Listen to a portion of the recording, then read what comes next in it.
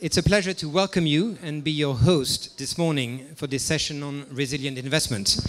My name is Alexandre Chavarot, and I'm a strategic financial advisor to the Coalition for Climate Resilient Investment, otherwise known as CCRI. CCRI is a private sector-led initiative bringing together a wide range of institutions to develop practical solutions aimed at ensuring that investment decision-making properly incorporates physical climate risks. CCRI was launched 2 years ago. It comprises more than 120 institutions, including institutional investors, governments, development finance institutions, climate data companies, engineering consultancies, rating agencies, and academic institutions. It works closely with other climate-related initiatives, including the Coalition for Disaster Resilient Infrastructure, whose co-chair is with us today. The initial focus of CCRI is on infrastructure assets, which are getting increasingly exposed to physical climate risks. It is estimated that $200 billion will be spent annually until 2035 to address losses and destructions relating to climate hazards on infrastructure. The issues we're facing today are twofold. One, to ensure that the trillions of dollars that are expected to be channeled into infrastructure investments in the coming decades lead to a world of climate-resilient infrastructure. This is about the inclusion of physical climate risks in asset design and management. Second, to ensure that physical climate risks are taken into account in investment decisions. There is a looming risk of value dislocation as the probability and severity of physical climate risks increase, with real consequences on the usability and operability of infrastructure assets.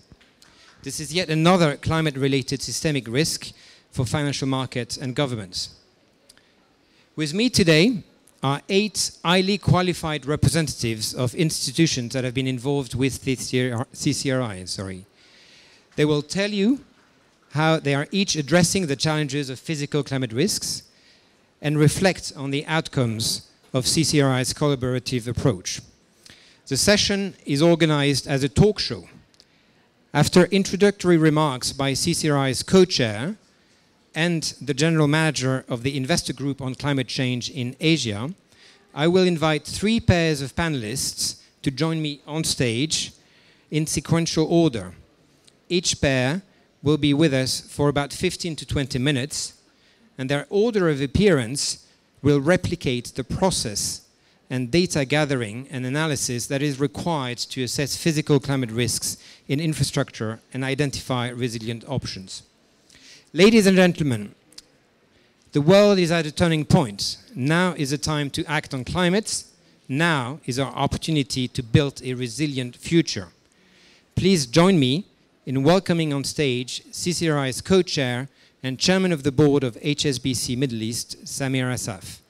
Samir, bonjour et bienvenue. The floor is yours.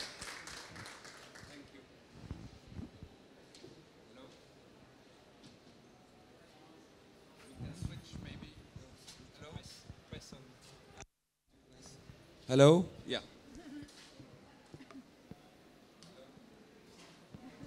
Hello? Yeah.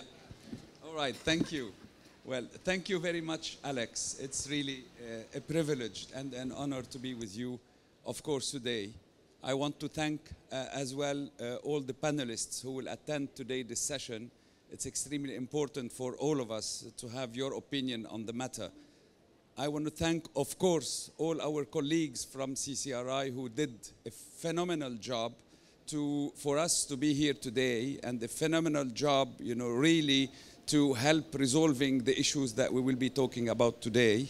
And there is many, many more to thanks, but my big thanks is to you attending today this session.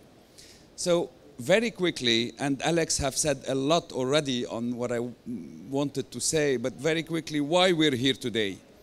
We're here clearly because in this climate conference, there is a lot of concentration on net zero in 2050. And this is a huge, important topic. there is a nascent interest in adaptation and in resilience. And this nascent interest in adaptation and resilience started actually 2 years ago by the United Nations conference, and partly, we've been asked basically to be part of this adaptation effort. And this is extremely important to raise the bar, definitely much, much more than what we are doing today, for the resilience and adaptation problem. And why is that? It's because, of course, the net zero in 2050 or 2060 or 2070 is extremely important to get the 1.5 degree only increase of pre-industrial. But between now and then, there are many, many people dying.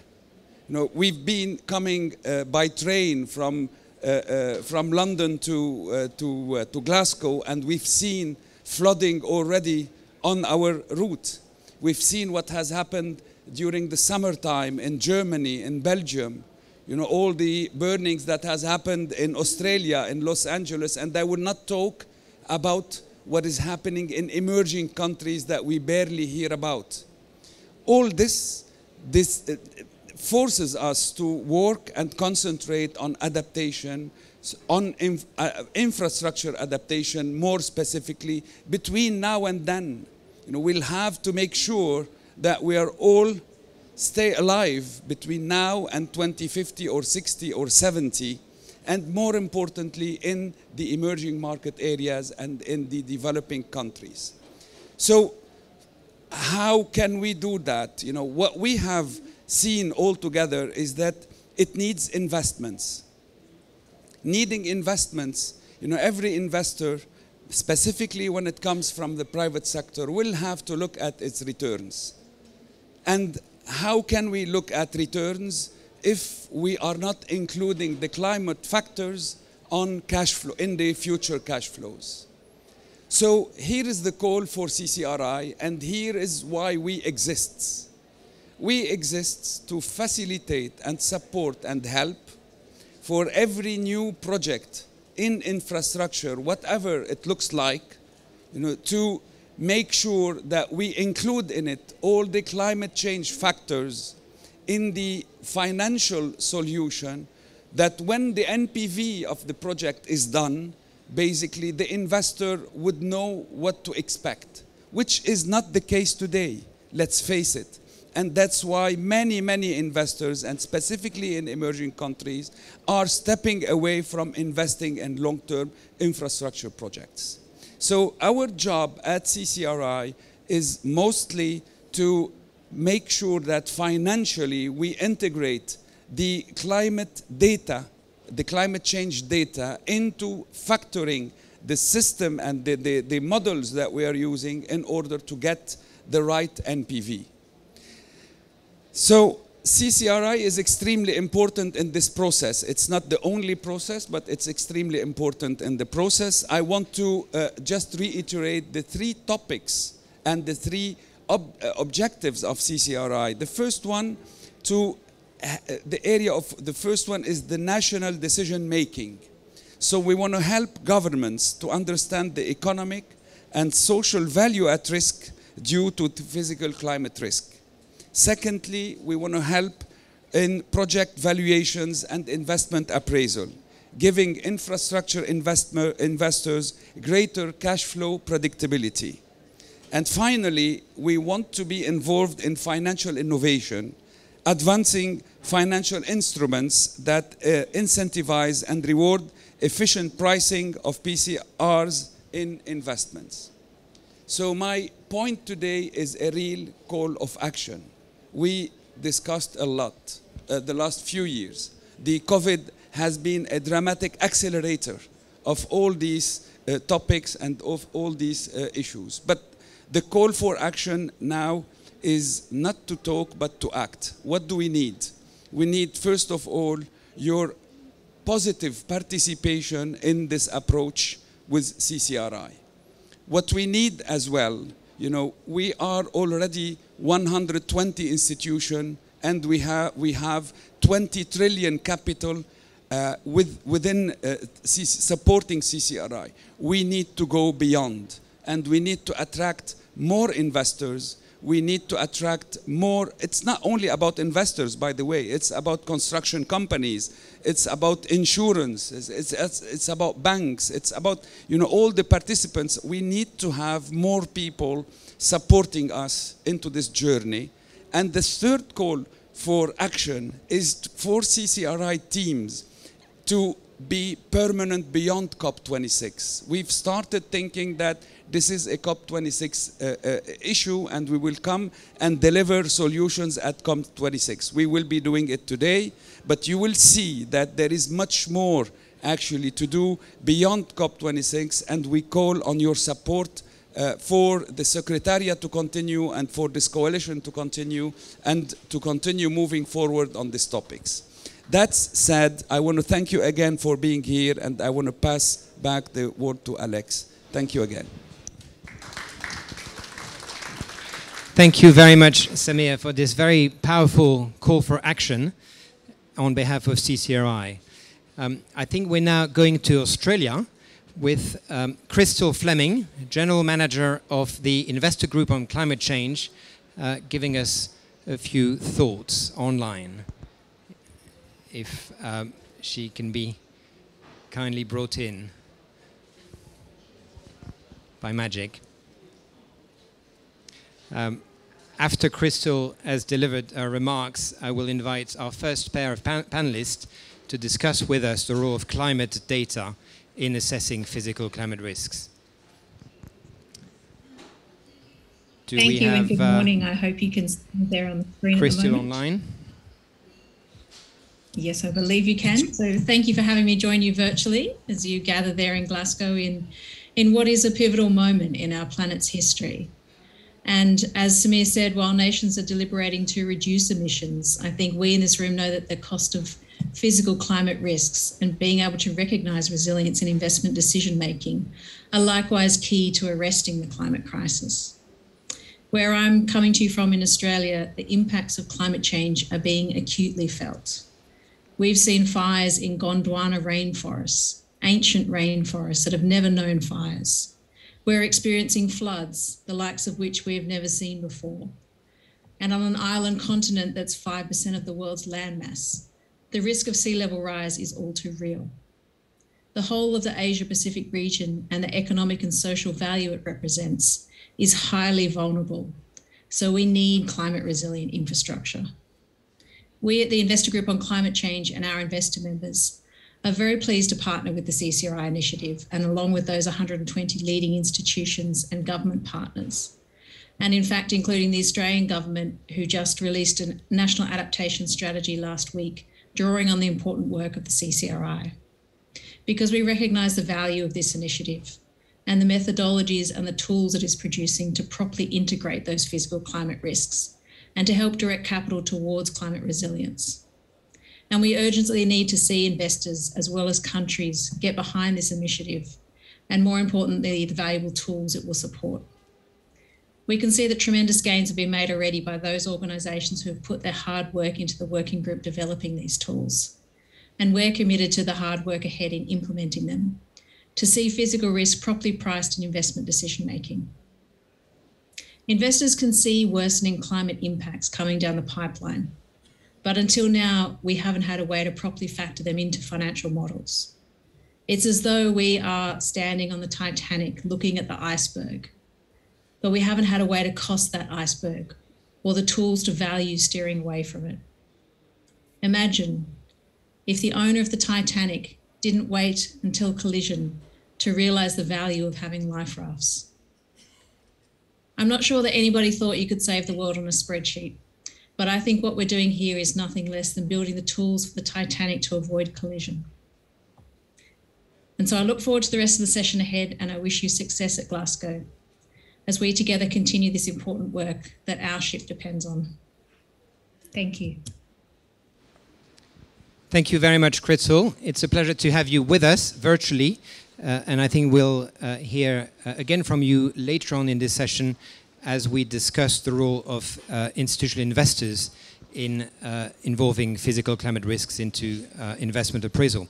But as a first step towards doing this, let me call on stage our first two panelists, Laia Romero, who is director at Lobelia Earth in Barcelona, please, and Rich Sorkin, who's the co-founder and CEO of Jupiter Intelligence, based in the US.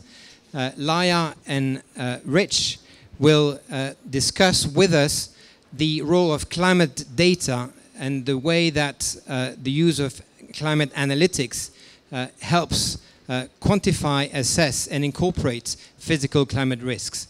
Perhaps just to set the scene, Laia, turning first to you, I wanted to hear some thoughts as to how recent development in climate data analytics have allowed your organizations to perhaps work more closely, more effectively with engineering consultancy, with investors to together collaborate in terms of quantifying, assessing physical climate risk. Can you please share your thoughts and reflect on some of that, and indeed expand on the work that you've been doing with CCRI over the past few months? Thank you, Alex. It's very nice being here, by the way. So at Lobelia Earth, we quantify physical climate risks, and we've been doing this in the scope of the CCRI for different pilot projects. We are experts on climate science and on satellite observations. This means that we work a lot with observational evidence. And well, recently we have access to a wealth of data, as you know, from satellites, but also from climate models from all over the world that allow us to measure things like uncertainty very well, which is very, very, very important. And we are at a point where we felt that we could actually bridge that from science into society, into financial sector, to do something very impactful with the information. Thank you. Rich? Yeah, can you hear me okay? Excellent. Well, Alex and Carlos, first of all, it's a pleasure to be here and share the panel with you, Laia. Jupiter started working on these issues in about 2016, and at the outset, we knew that we were going to be embedded in a mesh of analytics.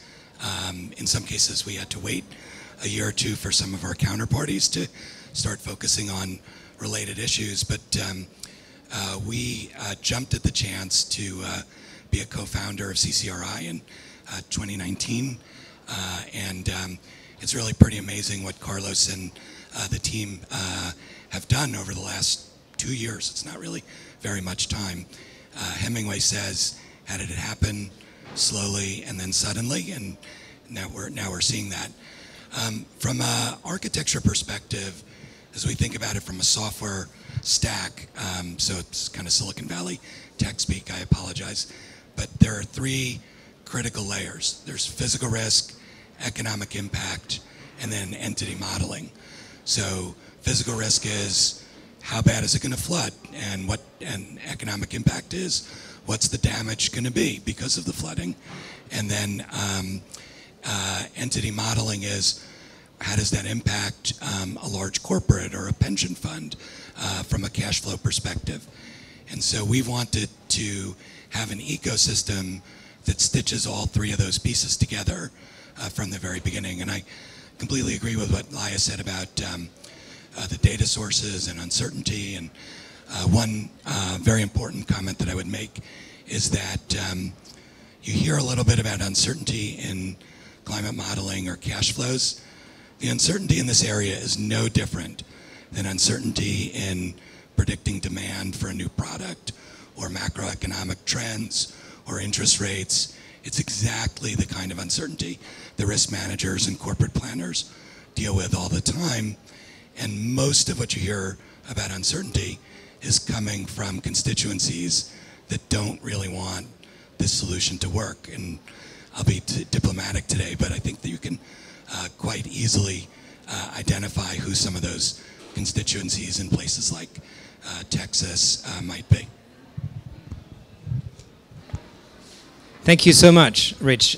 Can I just pause here and introduce a background slide which in some ways described at a relatively high level all the work that you've been doing with all the panelists that will come on stage later today, and focus on the bit which relates to climate data here, which, as you've both explained, is the starting point of the collaboration with engineering firms, asset managers, and indeed financial investors, and translates into some adjustments into cash flow projections. But can we perhaps spend a few minutes talking about, firstly, how you collaborate as two distinct climate data firms, and with others actually that have been involved with CCRI, and second, perhaps discuss the differences in the way that chronic versus acute climate risks are treated, and how probabilistic assessments of certain risks can be incorporated in the work. Let's see, so first in terms of collaboration, if you look at any analytic market for financial services, typically there's somewhere between 2 and 5 players. So S&P and Moody's, or Bloomberg and Dun & Bradstreet. This segment of analytics is emerging in kind of the same way. It's still pretty early, so it's a little messy, which is typical of new markets. And there are a number of different use cases. So there's a banking use case, there's an insurance use case, there's a power sector use case, there's a national security use case, there's a pharmaceutical use case. And actually, within each of those categories, there might be multiple use cases for a similar or the same industry, and some overlap between multiple sectors. So defense actually looks a lot like power in some respects. Very expensive, fixed location, mission critical assets. No company, certainly today and potentially ever, is going to be best at every single one of the use cases.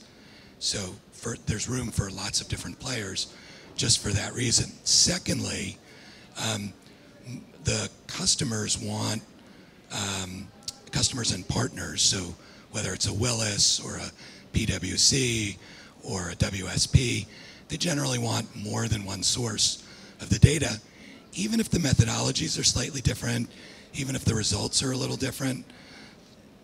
They have a lot more confidence in the results if they're close, but not exactly the same. If they're widely divergent, then that raises lots of questions. But if they're similar in methodology and approach and results, then that's another thing that builds confidence within this probabilistic approach, which I'll let Laia talk about because I'm probably over time. Thank you, Rich. Indeed, this collaboration was very important, not only with Jupiter, but with everybody else and some of the colleagues in the CCRI who are here today, because iterating from the scoping, from what are the hazards that we should look into, until the materiality assessment, what are the thresholds that we should not surpass, what is the exact measurement that we want to look at. In doing this, Jupiter and Lobelia had, for instance, were very complementary in the trends, but then on the measurement we could have slight differences, and it was indeed very enriching to understand these differences. Where do they come from? Are we using different models? What do the data say? What do the observations, the local observations say? What is the final recommendation, and what are the thresholds that we should set for the engineering team to take on from there? So collaboration has been and will continue to be, hopefully, very, very important. I also want to highlight the fact that we are building this methodology. This is for public good. We have to work together. And we are immensely lucky, actually, to be able to sit down at the table with experts on these different fields, because we want the physical data to go across the fields and make an impact. And so, yeah, I think that we're building something together, and the collaboration has been very fruitful and will continue to be.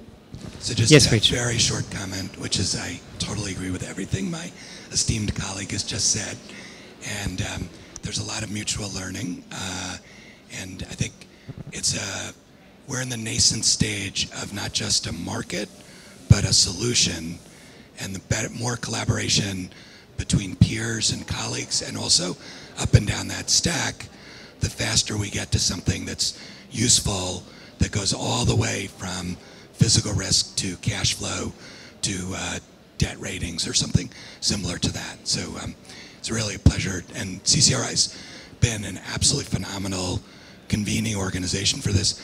I think in this domain, without question, the best and most important in the world. Thank you. You've touched on two very important points in our view.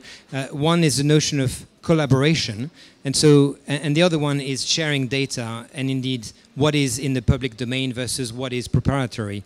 When it comes to collaboration, can you perhaps share your thoughts on how difficult or how easy you found it to collaborate with members of CCRI that come from different industries, engineers, financiers, asset managers, and finding a common language to understand the exposure to physical climate risks and to begin to assess it together?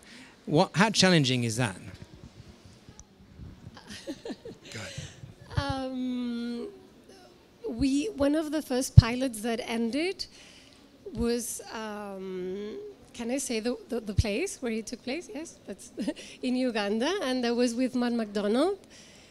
And it took us a while at the beginning to actually get in sync and understand each other, like what should we look at, what's important, what's not important, what are the assets, but everybody was willing to fully understand and to look at every perspective. And then we really got it going, and it's been a few months already of work on developing this methodology. And so, yeah, I think that it takes an effort, and it will continue to take an effort, and this is something important, that we don't have like the impossible prediction. No, this is like, it is a process. We need to understand things, and we need to build this, and this is what's happening.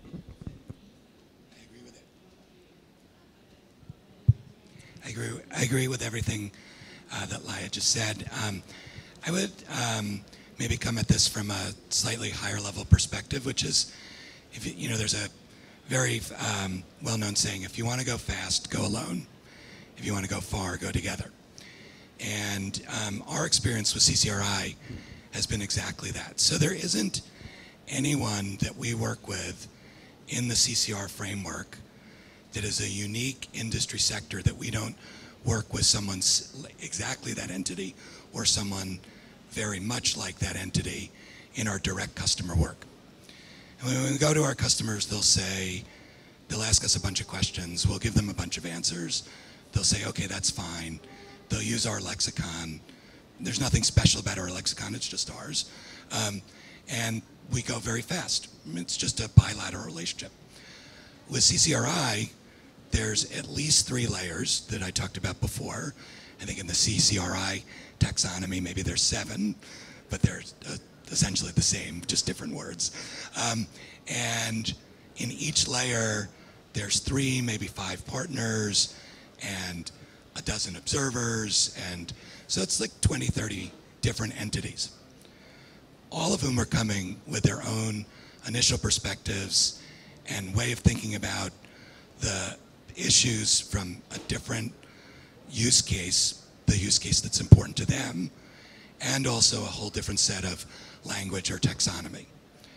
And so that means you have to go a lot slower, because the very first thing that you have to do is build out of this Tower of Babel a common taxonomy and lexicon. And that takes a while, and there's different motivations among different players at different times. But I think with the first few case studies, we're really there. I would say 90%, right? Still a little bit to go, right? 90% there, which is a gigantic progress, because once that foundation exists, at that point you can go far and fast at the same time. And again, I really applaud the diplomacy that CCRI has brought to this. Occasionally, I'm a startup guy. I like, just move out of my way, let me go fast, right? And occasionally it's been frustrating, but the results speak for themselves. And it's really, I think we're now in a position at CCRI to do some really very important things on a global stage. Completely agree. Thank you. Well, you're making my job very easy then, because you keep agreeing with each other. But let me... I like to be invited back. Let me thank you so much. And perhaps before we move on and close on this first discussion, any final thoughts, any comments, any questions you may want to ask to the rest of our panelists, be it Mott MacDonald, you mentioned, S&P, or indeed institutional investors that are going to follow you? It'd be nice if they could share their thoughts on a scale from 1 to 10. What's the importance of using actual physical climate data from the point of view, and whether this has changed, like whether the perspective of this has changed in the last years within these sectors? Thank you. That's a very interesting thought, and I will make sure to have our institutional investor representative answer your question very precisely from 1 to 10. Thank you very much, Rich and Laia. And sorry, Rich, did I cut you? Well, I don't have a question, I have an exhortation. Please. Which is, as I said, I'm a startup guy, I like to go fast. And so we are, without question, one of the smallest members of CCRI, both in longevity and also size. You're the smallest. We're the second smallest, maybe the third, I don't know. But compared to HSBC or Willis Towers Watson or a number of other organizations like that, we're certainly both irreverently, comparably small. Sorry, Alex, I know you're trying to keep to a schedule here. Let me just talk for 5 more minutes about how small we are. But in any case, but my exhortation really to everyone in this room is twofold. One, this is super important. There's a generation of people behind us that are totally dependent on a resilient world that you all of us together, are key players in making happen. And as Samir said earlier, when we don't get this right, people die. Lots and lots of people die. And so my first exhortation is go faster, spend more money on this. It's crucially important to the planet. My second exhortation is tell your governments all around the world, because they listen to HSBC, they don't listen to us, right? But they listen to HSBC and they listen to Willis. Tell your governments, take this seriously, go faster. This is important. Invest in resilience. And so on that note, Alex, Carlos, it's a really great pleasure. Maya, delight to be with you. Thank you very much. Thank you very much to both of you for this great discussion. While Rich and Laia are leaving the stage, let me invite our next pair of panelists, Denise Bauer and Paul Monday, to join us. Denise is the Group External Engagement Director at Mott MacDonald, the engineering consultancy. And as you've heard, Mott have been very much involved with CCRI, and we'll learn more about a new acronym in climate discussions called the PCRAM, the Physical Climate Risk Assessment Methodology. If there's one word you should all remember out of today's session, it is that acronym. And please use all the hashtags you can find to disseminate this great notion of a PCRAM. And we'll come back to that in a minute. And Denise is joined by Paul, who is a director in climate adaptation and resilience at S&P Global Ratings. And Paul will tell us how S&P Global Ratings have been using some of the works that's been provided by the climate data companies and Mott to assess credit quality and simulations around credit quality drivers when it comes to climate resilience. Perhaps I can turn to you first, Denise, to tell us how MOTS and the very significant resources that you've dedicated to CCRI over the past few months have found this exercise, what you've learned from it, and what perhaps you've been the challenges that you have overcome. And indeed, as you do so, tell us a bit more about the PCRAM.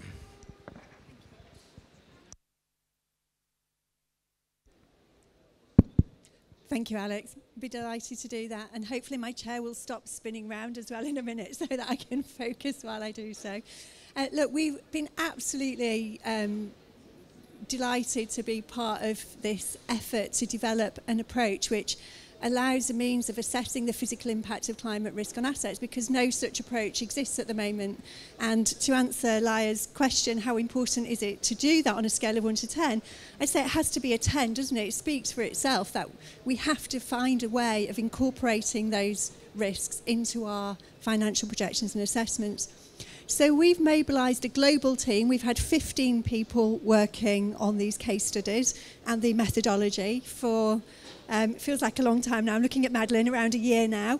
And it's been hard work, hasn't it? As Laya described, you know, there's been a lot of sort of technical aspects to unpick there. So we've had to have experts with asset management backgrounds, engineering backgrounds, financial backgrounds. We've had to work really collaboratively, build new relationships that we've not had previously with experts in other fields, which has been a real pleasure for us to do.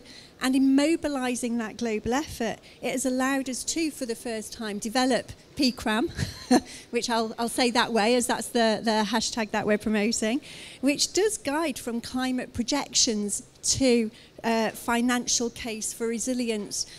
Bearing in mind, though, that that's not just a sort of broad brush approach we've developed. It's got to be really detailed and very, very robust. So I will just say a little bit more about the methodology, if that's okay, before I go on to any lessons. I think there's a slide about to appear. It should be coming. As if by magic. Yes, absolutely. So I'll talk about the steps in PCRAM. Here we go. You can see it's a gated process, because what we want to make sure at each stage is that we've answered all of the relevant questions that we need to answer. So the first stage is around data. We've just heard a lot about the importance of data, the type of data that we've been bringing together. Data needs to allow us to have sufficient confidence before we move forward that we have a really robust model. So that's the first gate here. Is the data good? There's a judgment, which I'm sure some people in this room have an opinion on. But is the data good, and is it sufficient? Only when we can answer yes to both of those questions can we move on to the materiality assessment. And by materiality assessment, what we're talking about is making sure we know the critical aspects, the really critical aspects of this asset, which might fail or might be significantly enhanced, and the sorts of absolutely crucial risks that those critical parts of the assets are exposed to. Once we feel that we have a really good understanding of the physical climate impacts on the asset, then we can move to the next stage, which is the identification of resilience options. So we've got the right data, we've got a good model, we know which the critical parts of that model and assessment are, we understand where the points of failure might be, or where the opportunities sit for enhancement, and then we can identify the resilience options. Those resilience options, as you can see from the diagram, might relate to the hard asset itself, physical changes, engineering changes we can make to the asset, or the sort of softer system sort of aspects of the way the asset might be operated. So if it was a high-speed railway, the frequency of trains running on the rail system, for example. Once we understand those options for intervention on the asset, then we can move to the final stage, which is the cost-benefit analysis and the scenario testing of those options. So you can see it's kind of step by step. You're building a rich picture of the asset. You're understanding the physical impacts of climate change on that asset. And then you can make the sort of financial investment decisions in a robust way that we were hearing from Samir is so important for us to be able to make. And actually, the likening to being on the Titanic heading for an iceberg, I thought was a really interesting way of thinking about this. At the moment, this doesn't happen. At the moment, people are making assessments of investment without this level of understanding. I find that absolutely incredible, and I'm so pleased that we've managed to find a way, working together with the coalition's support, to tackle this really, really important issue. Thank you very much, Denise. That's been a very comprehensive and indeed very clear overview of how the physical climate risk assessment methodology is or can be used.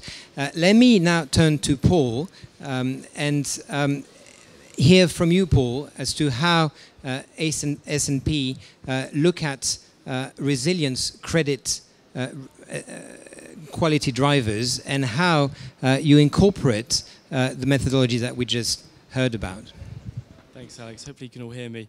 I just want to quickly reflect on the first question that came about the importance of data, and I think it's a very, very good point.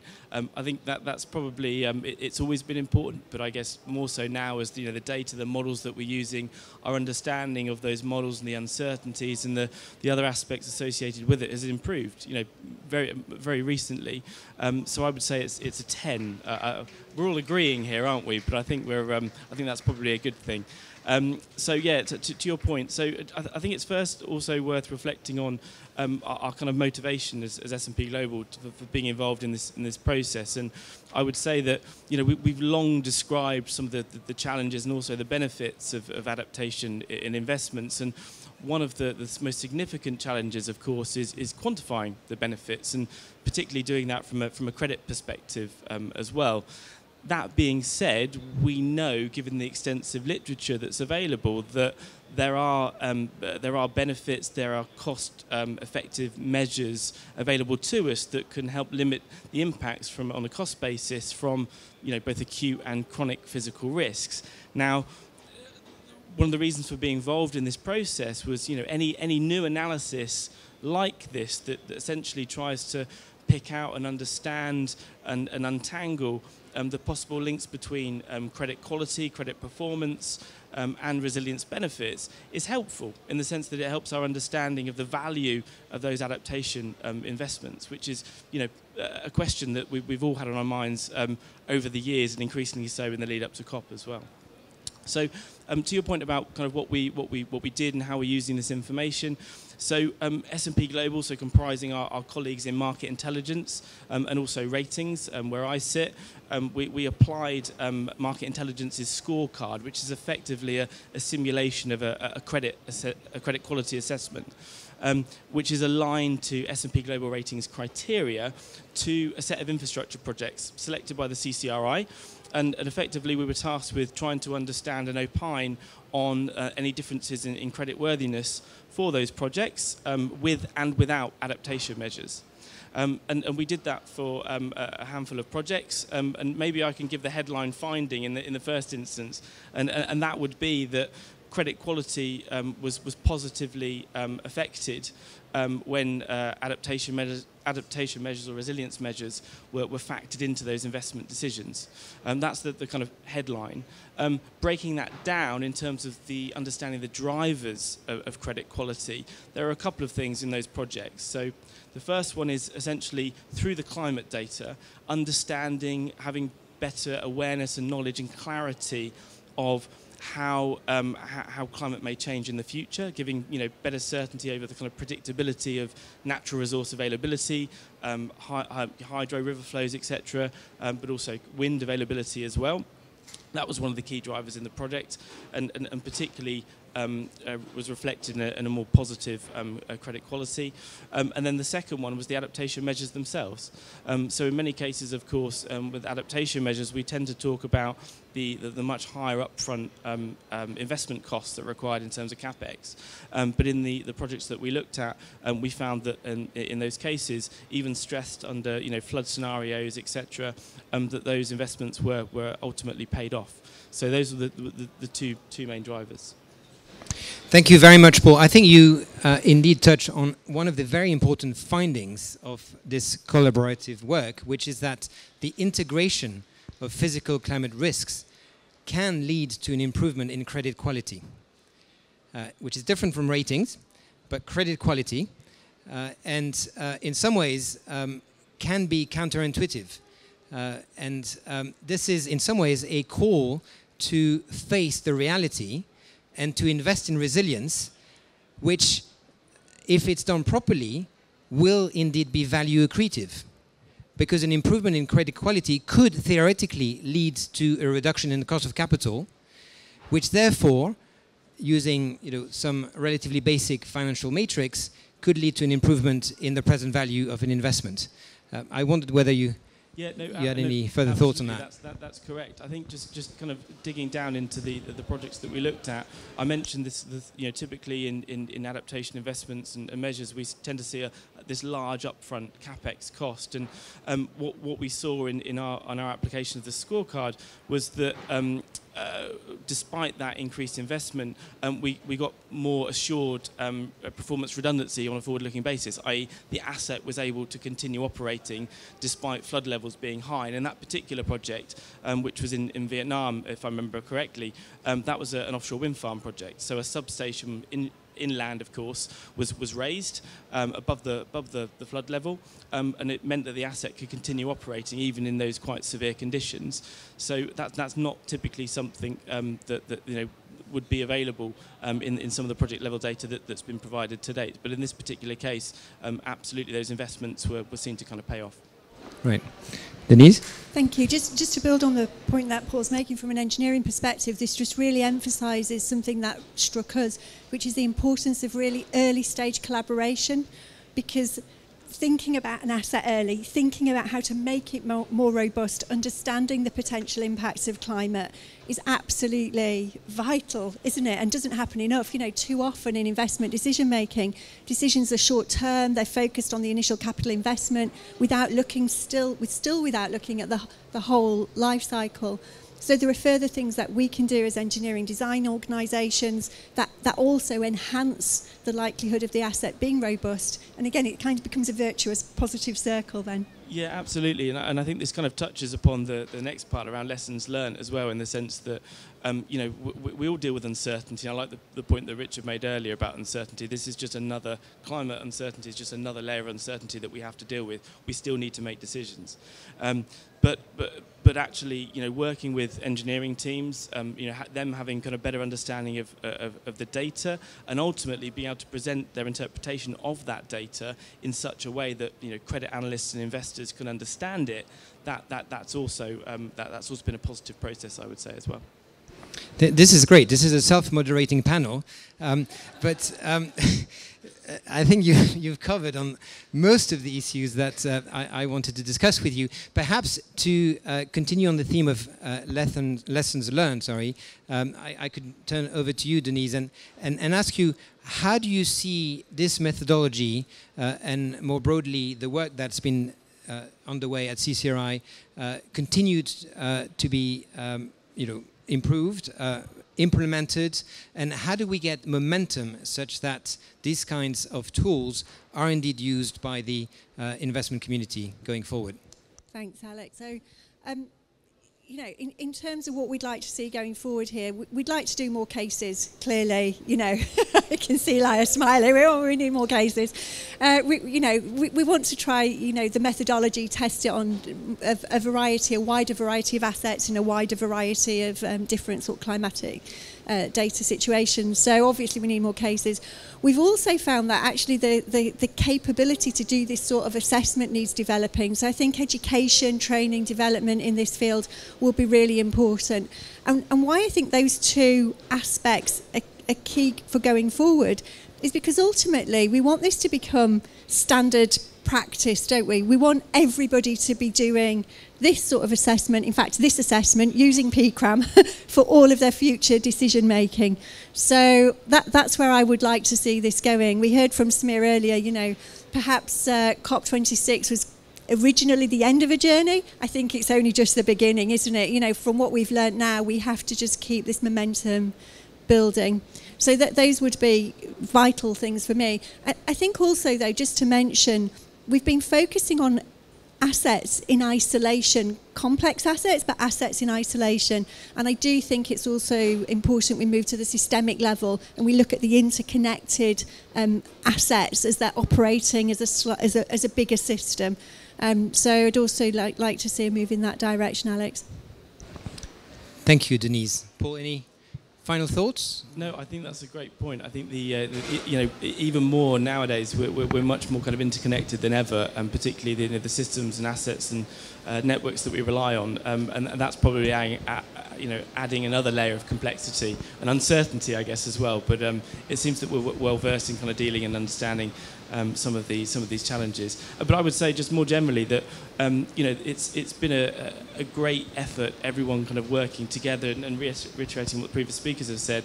You know, part of this process and part of the learning and the benefit of it has actually been understanding how users are using information, how they're interpreting it, and also how it may be applied, and so on and so forth. So I think as a part of this process, it's been great to have that kind of close network and those relationships to help understand what some of the challenges have been and also how we can kind of navigate through them. So that's been a real positive of the process, I'd say.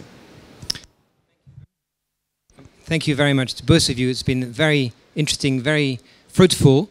Lots of accomplishments, lots of food for thought. So please join me in thanking Paul and Denise.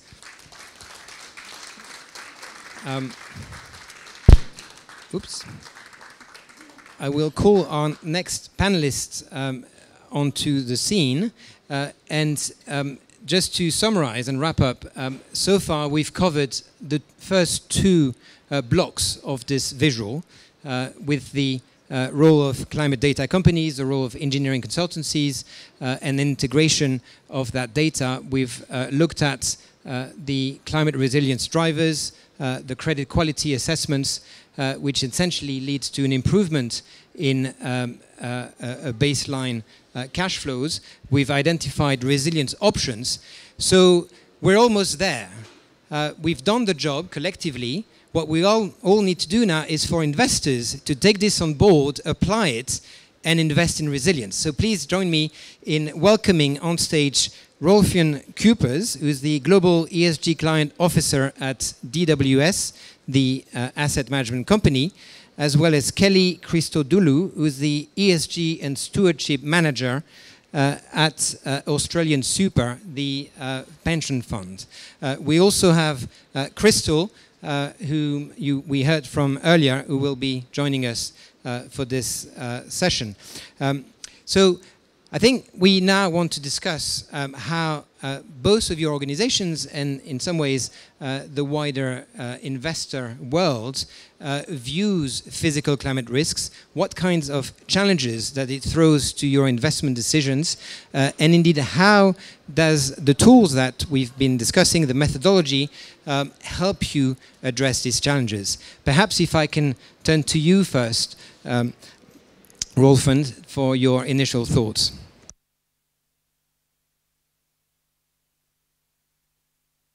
So there's no lights. Yeah. Hello. Yes. First of all, good morning, everyone, and I'd like to thank Carlos in particular.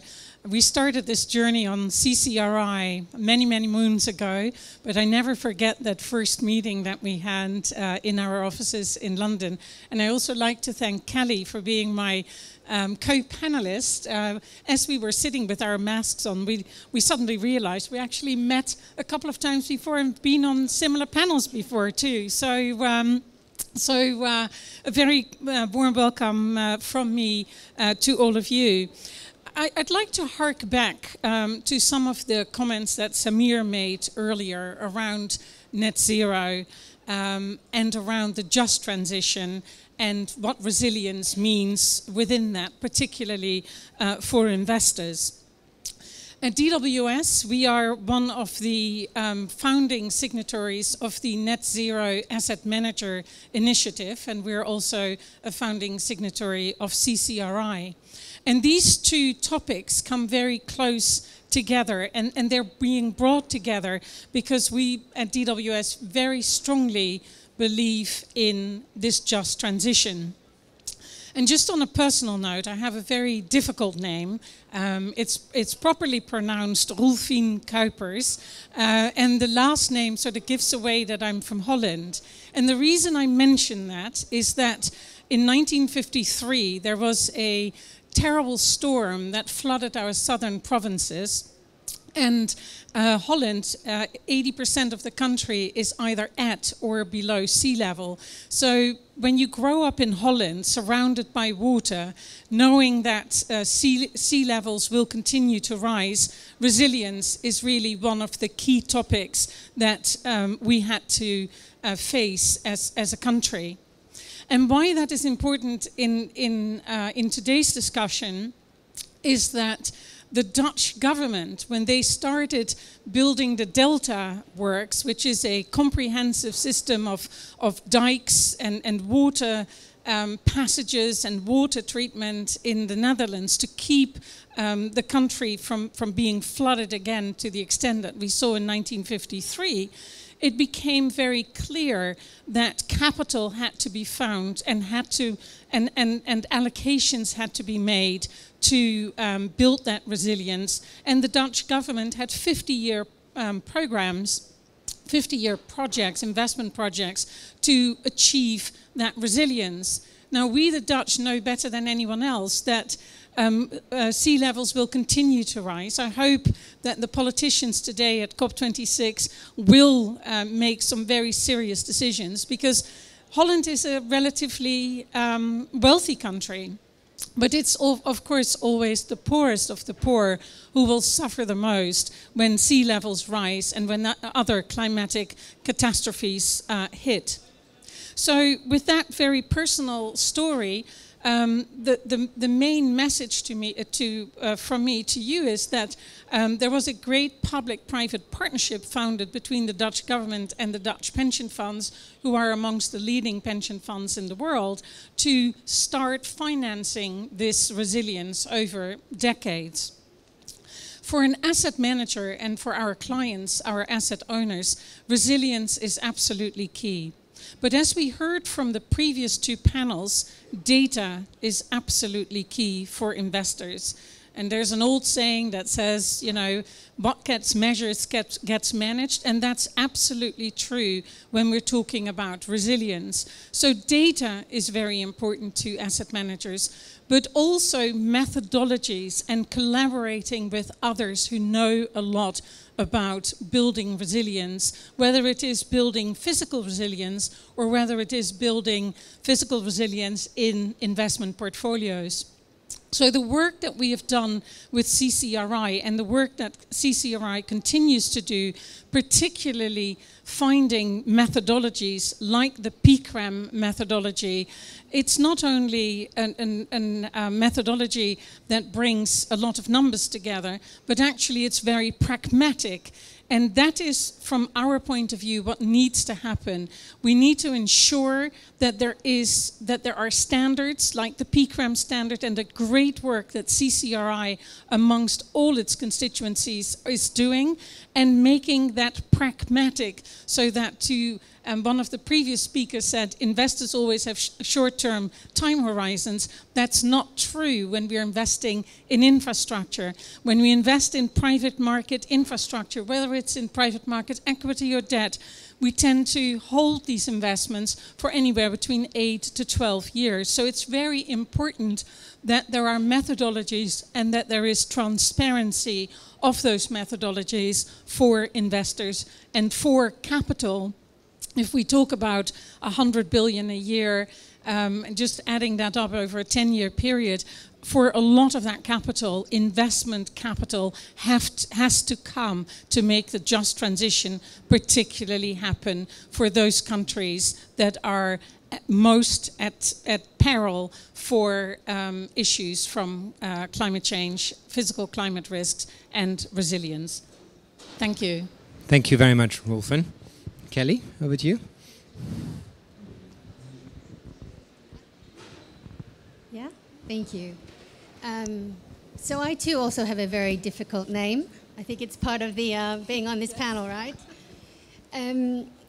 But for me, you know, Australian Super is the largest pension fund in Australia. We have about 230 billion Aussie funds under management. And we have the honour and the privilege of being trustees of other people's money. Other people, working Australians, trust us with our retirement income.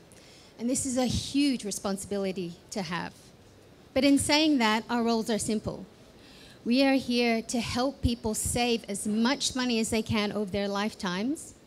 We are here to help them make more money on top of that for retirement. And we are here to protect their assets. And the consideration of physical impact risks, the protection of it through CCRI and PCRAM falls very much in that third category. But inspired by my co-panelist, I too will share a personal story. I've been personally exposed to physical impact risk throughout my life. I grew up in Southeast Asia, where there were floods, constant typhoons, often washing villages away, often with children in them. And I note that the most exposed or the most impacted were women and children. And then migrating to Australia and growing up there, I've seen the devastation the bushfires have caused. I have seen it impact lives and livelihoods. And, you know, and also in making it work-related, it also has an impact on our investment portfolio. This is why we need to consider physical impact risk, and tools such as the CCRI and PCRAM will help us do this. Thank you. Well, thank you to both of you. Let me go back to the question that Laia asked earlier, which is that on a scale of 1 to 10, how important is climate data to your investment practices? It's a great question, and data is absolutely key.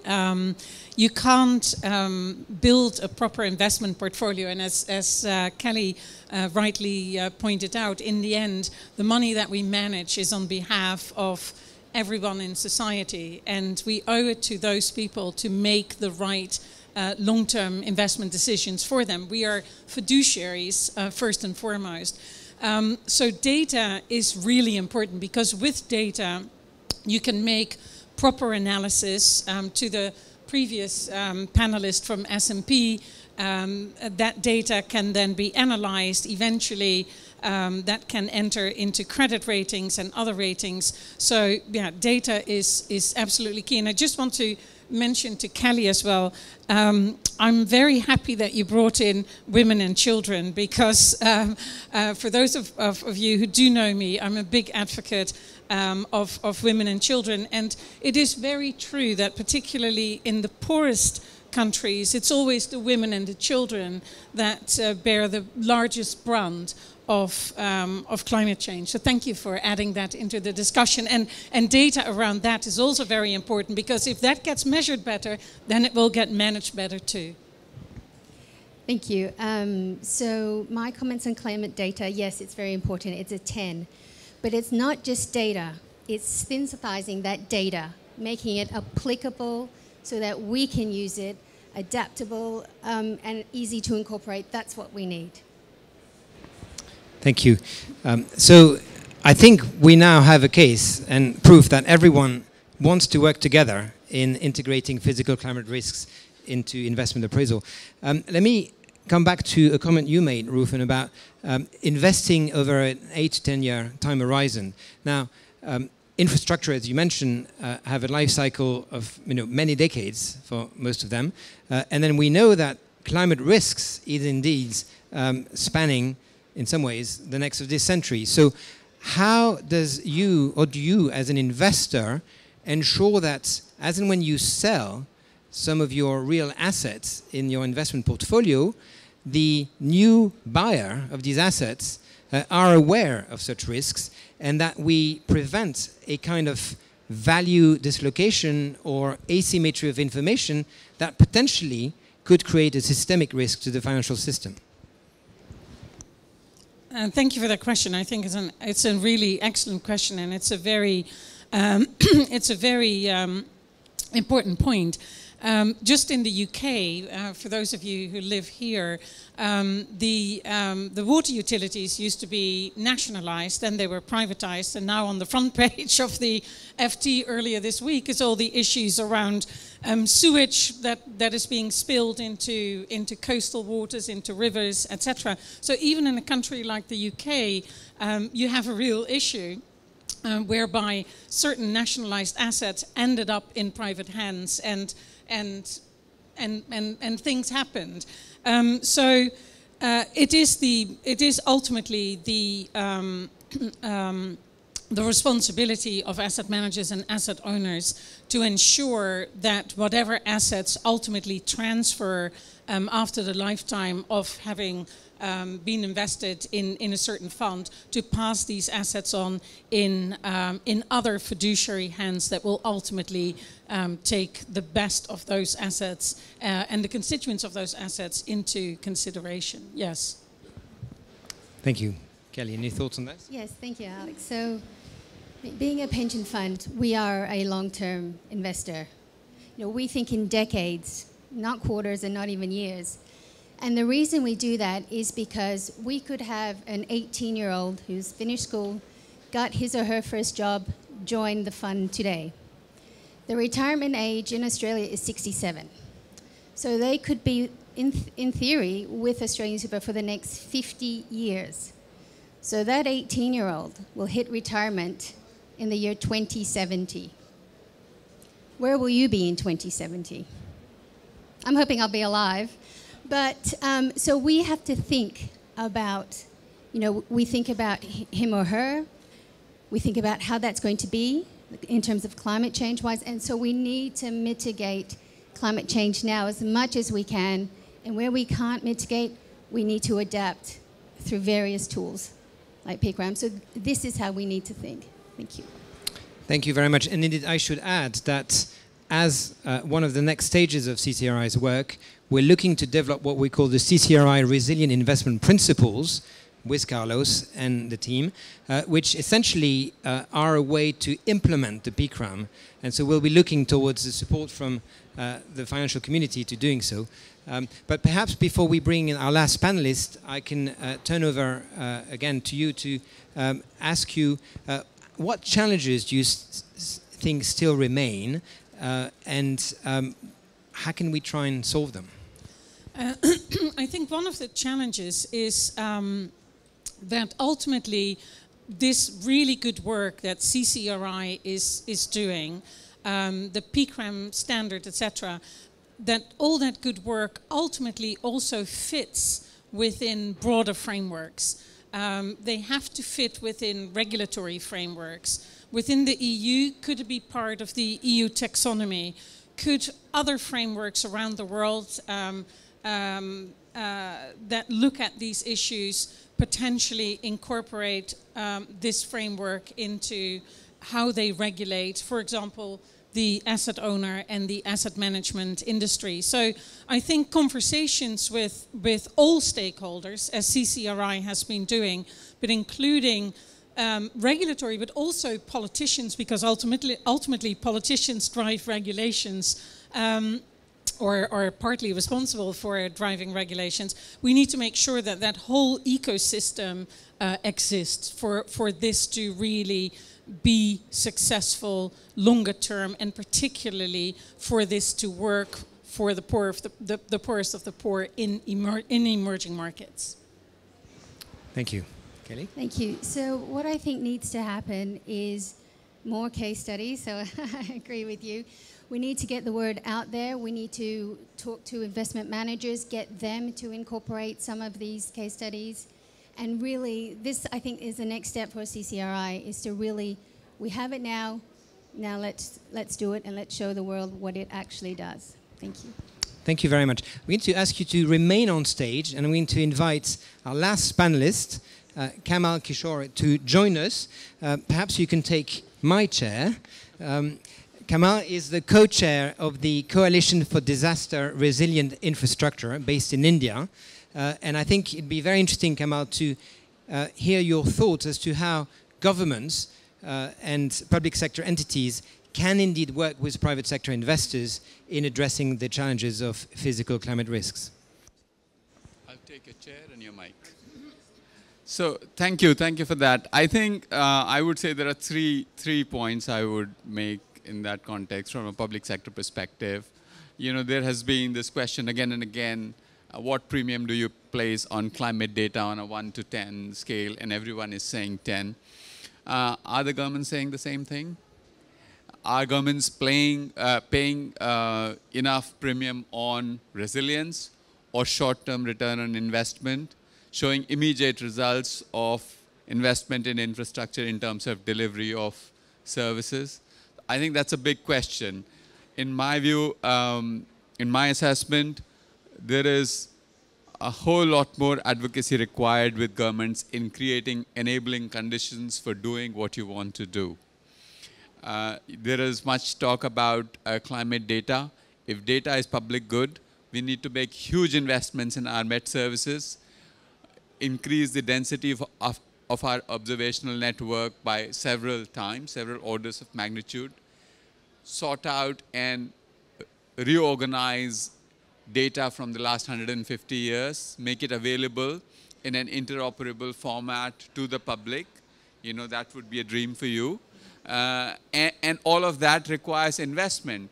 And this kind of stuff is not very attractive. This is tedious, boring, painstaking work of putting in place the basic plumbing on which you can do the analytics. And that there is no shortcut, but public sector has to step up. So for that, I think there is a need for much greater advocacy with the governments. The second thing is that the narrative in this room is somewhat removed from people, especially poor people. It is sometimes not relatable. You know, we have to talk about people who've never had access to tap water ever. And we have to talk about making that happen, and making that happen not for the next 5 years, but for the next 50 years. So the narrative has to be an aspirational narrative. You know, think about people who've never had it good, you know, and it's going to get worse for them. And we have to come up with a narrative that it's going to be better for them, and it will be better for their next generation and the generation after that. So how do we build an aspirational narrative? And the third point is, again, coming back to analytics. I think what is really important is that at subnational level, sometimes even local level, our analytics is usable, understandable, and actionable. And I think it is possible to do that, but there has to be much greater tradition, and we heard glimpses of that, of people doing data analytics and people who are doing engineering design.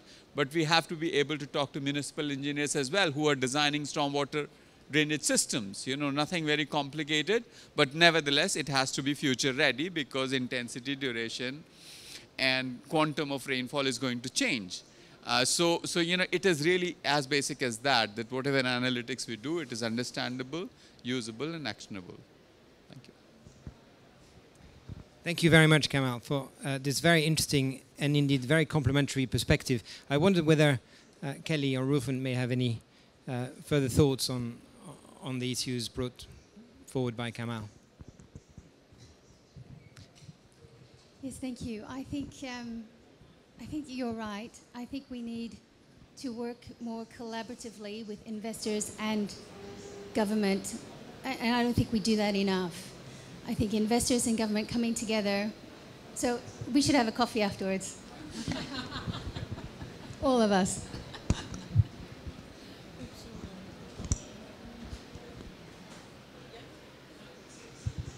No, press again. seem to have technology problems this morning. No, I very much agree with what you said. And yes, you are absolutely right. A lot of us probably have never lived in an environment where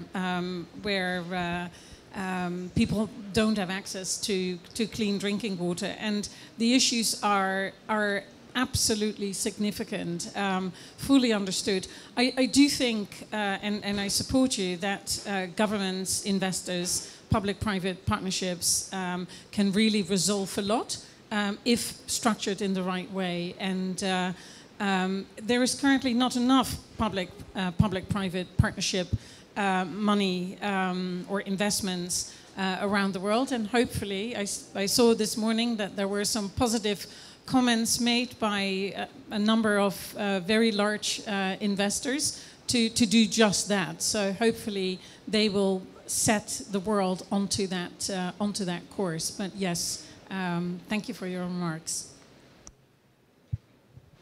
Let me now open the debate to the room for any questions. I think there's a comment by Samir, but then if others also want to follow suit, you're very welcome. Thank you. It was a fascinating panel, and just to make it a bit more interactive, I want to go back to your point 2 about the narrative, and I would definitely agree with you that we will have to build up collectively, but at the United Nations level, you know, a narrative that brings more hope to the population that suffers the most. But, I want to say a big but. Narrative is a talk. We want to act. And CCRI here is about acting, influencing investors, bringing money into projects that changes life and save life and safeguard lives. So yes, narrative is important, but more important now is to act, you know, is to have, you know, all these data, implement them into financial models and convince our colleagues, you know, just come and put your money, it will be safer from a credit perspective and will get you right returns. So we have to be very careful of not diluting the actions, you know, with the narratives, even though narratives is extremely important and has to give hope. So forgive me, but I'll just open it to the public. Thank you, Samir. A call for action, which I'm sure everyone agrees with. I'm sorry, again, my technology issue. I just want to, in response to what Samir just mentioned, and also to my previous comment around public-private partnerships, because I think that really goes with that narrative. Tomorrow morning, I will, on behalf of DWS, receive an award for a fund which is called the UGAP Fund. Thank you. It's a public-private partnership, but the reason I'm going to mention it is we were accredited by the UN Green Climate Fund to build this fund in 2015. The UN Green Climate Fund was going to put in risk capital, and then it was our job to find additional investors. And the fund ultimately will invest in resilience and adaptation in Africa. And the difficulty that we've had is it's taken us literally 6 years to get to tomorrow's award presentation.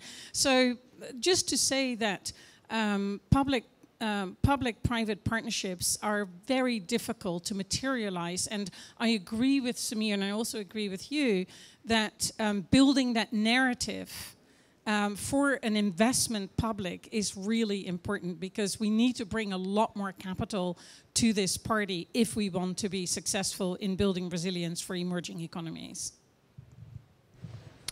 Thank you very much indeed. Are there any further comments or questions in the room? Yes. At the back. Let me come to you. Thank you very much indeed. My name is Jim Hall from the University of Oxford. And I wanted to ask possibly a provocative question about the unintended consequences of quantifying and exposing physical climate risk. Clearly, there's a long tradition of physical climate risk reporting, incentivizing adaptation. That's happened in the insurance sector for a long time. but here we're talking about potentially narrow versions of physical climate risk. Maybe the future is discounted too heavily. Maybe systemic risks, which extend beyond the private risk owner, are properly accounted for. Inevitably, as we've heard, the information we have is uncertain, and that may also be a disincentive to investment. So I'm interested in the panel's perspective on how we can overcome some of these potential issues associated with physical climate risk disclosure.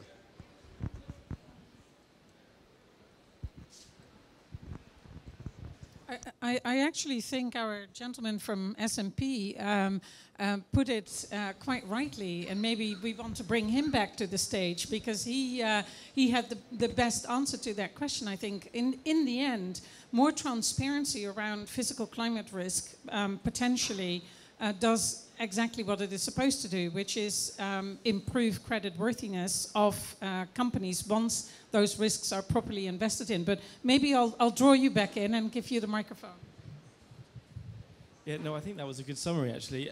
I mentioned in terms of the kind of lessons learned that we particularly found that where specialists, engineering consultancies and others were involved in the interpretation of that climate data and were made aware of some of its nuances, that helped everyone's understanding and ultimately helped the whole process, and everyone was on the same page effectively. So yeah, transparency is absolutely key, making people aware of the challenges, the uncertainties, and if people are aware of that, including investors as well, then they can make their decisions accordingly.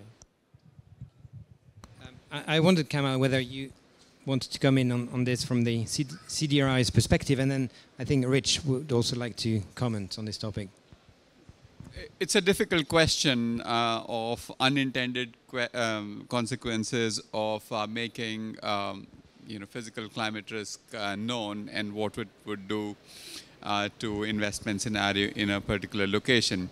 But if I look at it strictly from the government perspective, I think more transparency, being more upfront about why something is costing more in order for it to provide more reliable services for a longer duration in the long run, or even in the medium term, I think it's going to pay off. But it's a difficult question. It's not an easy question, especially in locations that are investment starved for infrastructure. So I wish I could say that I had a very clear answer to that. Thank you. Rich? So, super important question. I want to take it up a level from the mechanics of how these analytics work to two very important big picture topics. One related to uncertainty versus certainty of being wrong. And the second related to underserved communities without sufficient resources to navigate through these issues. So, we've been at this for about 5 years, and one of the things that we've been reinforcing to our customers and potential customers and now governments consistently is that these physical risks, they're real. And so any analytic framework that ignores the reality of the physical risks are wrong. They're just incomplete. They're flawed. And so the comparison shouldn't be between certainty and uncertainty. The comparison is between the status quo, which is definitionally incomplete and flawed, and something that is better. My colleague Daniel Stander, who is sitting behind you, likes to say all models are wrong, but many models are useful. And so I think there's a lot of truth to that, which is for the purpose that the analytics are intended, what is the most useful approach, even if it's imperfect? The second point about unequal impact, which I think is very, very important in not just less affluent parts of the world, from a national government perspective, but also parts of England and parts of France and parts of the United States, where there are underserved, very important underserved communities. Access to this analytic chain is actually super easy because, quite frankly, the analytics are not that expensive. And Jupiter's going to be talking about some things we're doing in this area over the next couple of days. Hopefully CCRI will be part of it as well at some point. But the key challenge with underserved communities is not data as a public good. Do they have access to the data? The key challenge is the capital to invest in infrastructure that's more resilient. So in the United States, we have a customer in the Gulf of Mexico. They have $1 billion CapEx project for new power generation. They worked with the analytics. They said, we need to increase the budget for this project by $30 million so that it will be resilient during the life of the asset. Essentially, the CCRI theme is driving capital to do that.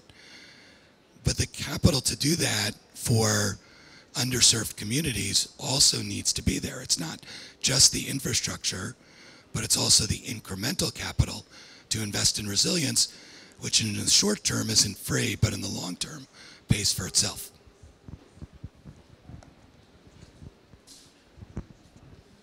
Thank you very much, Rick. You have indeed perfectly summarized some of the points that I wanted to make in closing this session. I think it's fair to say that we've heard over the past hour and a half about the diversity and the complementarity between the various stakeholders in resilient investment. We've also learned about and discussed the challenges faced by the investment community in assessing physical climate risks and how imperative it is to take these risks into account. We've understood how the PICRAM could help address this, and we've discussed the dynamic situation in terms of the adoption of a pragmatic set of standards, methodologies, and perhaps the role that CCRI principles could play. In closing this session, let me first of all thank all of the panelists here who really have provided some really insightful comments and have made my job so much easier that I can come back anytime you want with all of you. And last but not least, special thanks to the CCRI executive team, to Carlos Sanchez, the Executive Director, to Margaret Suk, to Shazray Campbell-Hill for all the work that they've done to bring this to the fore. Thank you so much.